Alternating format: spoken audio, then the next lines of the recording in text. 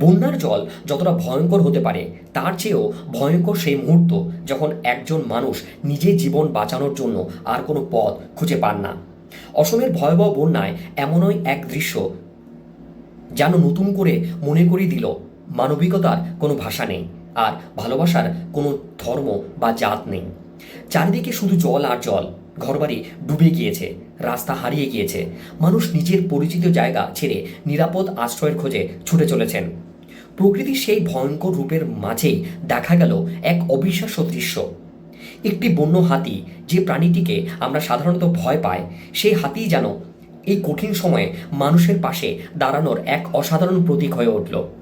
ভাবুন তো, একদিকে মানুষ অসহায়, অন্যদিকে প্রকৃতির ভয়ঙ্কর জলরাশি, কিন্তু সেই মুহূর্তে একটি প্রাণী যেন নিঃশব্দে বলে উঠলেও, ভয় পেও না, আমি আছি।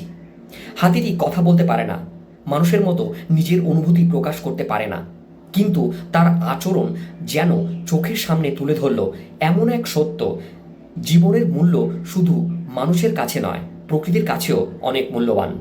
আমরা নিজেদের পৃথিবীর সবচেয়ে বুদ্ধিমান প্রাণী মনে করি, কিন্তু কখনো কখনো একটি প্রাণীর ছোট্ট একটি কাজ আমাদের শেখায় সহানুভূতি কাকে বলে। পৃথিবীটা এখনো পুরোপুরি নিষ্ঠুর হয়ে যায়নি। এই দৃশ্য আমাদের একটা কথাই মনে করিয়ে দেয়, মানুষ আর প্রাণী আলাদা হলেও জীবনকে বাঁচানোর অনুভূতিটা হয়তো সবার মধ্যেই আছে। আজ সেই বন্য হাতিটির জন্য রইল একরাশ ভালোবাসা, আর অসমের বন্যায় যারা বিপদে রয়েছেন তাদের জন্য রইল আমাদের প্রার্থনা।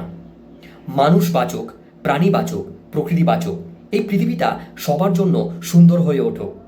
আপনার যদি মনে হয় এই দৃশ্যটি সত্যি হৃদয় ছুঁয়ে যায়, তাহলে প্লিজ ভিডিওটি শেয়ার করুন।